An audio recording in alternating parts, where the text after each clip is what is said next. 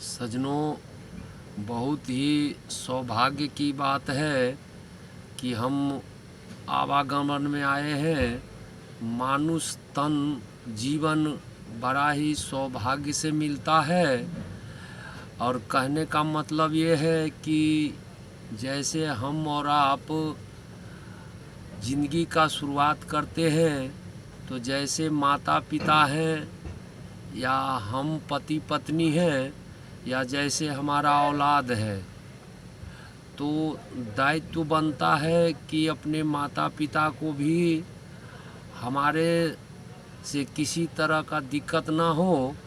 सजनों, तो कहने का मतलब ये है कि माता पिता, पति पत्नी और औलाद सबसे हमें इस कदर मिल के रहना है कि जो भी कुछ बोले, चाहे हमारा औलाद हमको अच्छा कह रहे हैं, तो हमारे परिवार फैमिली के हित में देखते हुए उसे एक बार ज़रूर सुन लेना चाहिए।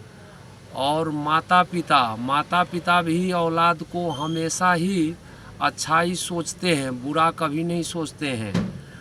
और माता पिता का भी दायित्व बनता है कि जैसे घर में हमारे बहू बेटियां, जैसे पूरा परिवार फैमिली एकजुट हो जाता है, तो कहने का मतलब ये है कि ऐसा घर में मिल कर के रहे, जैसा कोई अभद्र भाषा का उपयोग ना करें, कि हमारे बहू बेटियां भी हमारे सीखें।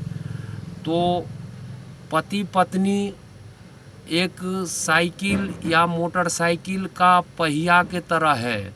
जैसे आगे का पहिया किसी कारणवश पंचर हो जाए, तो पिछला पहिया का चाहे अगला पहिया में से ये दोनों में से एक कुछ हो जाए, तो ये कहने का मतलब नहीं है कि आपको मंजिल तक पहुंचा देंगे। तो सजनों, हम यही दुआ करेंगे और आशा करते हैं आप लोगों से कि परिवार, संपत्ति, ये सब एकजुट रहने से ही आगे को बढ़ता है। कहता है जहाँ सुमति वहाँ विपत्ति कभी नहीं आ सकता है। और जिस घर में 30 दिन रोज़ कुछ न कुछ कलेश होगा, तो स्वाभाविक है कि आपको घर में दरिद्रा हमेशा आता ही रहेगा।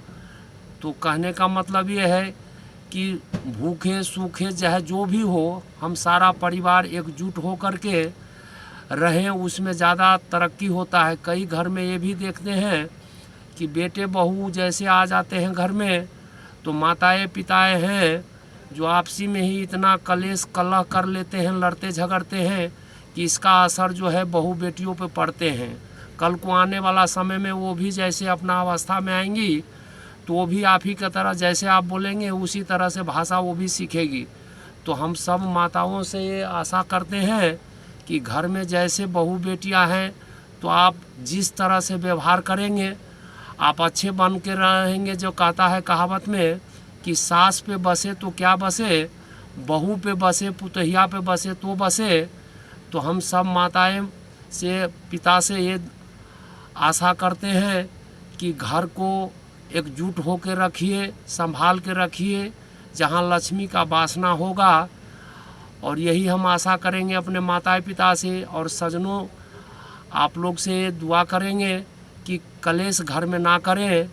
जो आजकल ये अक्सर देखेंगे, बहुत से नवयुवक युवा वर्ग हैं, जैसे सवेरे का काम है आपका, जैसे काम पे जाना, तो घर से जैसे तैयार हो कर के निकलते हैं, तो अपने माता पिता को चरण छू करके आशीर्वाद लेके जाइए।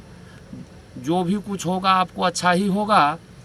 और जैसे काम पर से आते हैं, तो सबसे पहला दायित्व बनता है कि अपने माता पिता से पूछिए कि क्या बात है मम्मी पापा, आपसे कोई घर में तो सब सुख शांति तो है।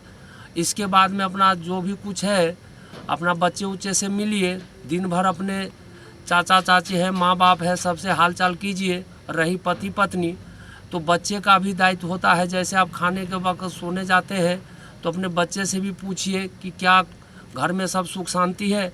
अब ये नहीं है कि हम परदेश से आए चाहे कहीं से आए, माता पिता भी बड़ा कठिन से बाल बच्चे को पालन पोषण करते हैं, तो उनका भी आशा होता है घर में लाख कलेश भी होगा।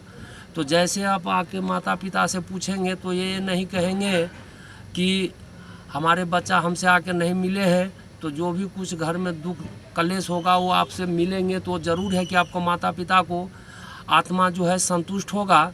तो जो भी भूखे सूखे रोखे जो भी बच्चे आपको दिए होंगे उनको खाने के लिए सारा दुख दर्द भूल जाएंगे, और स्वाभाविक है कि उनका आत्मा शांति होगा तो आयु जरूर बढ़ेगी आपके माता पिता के।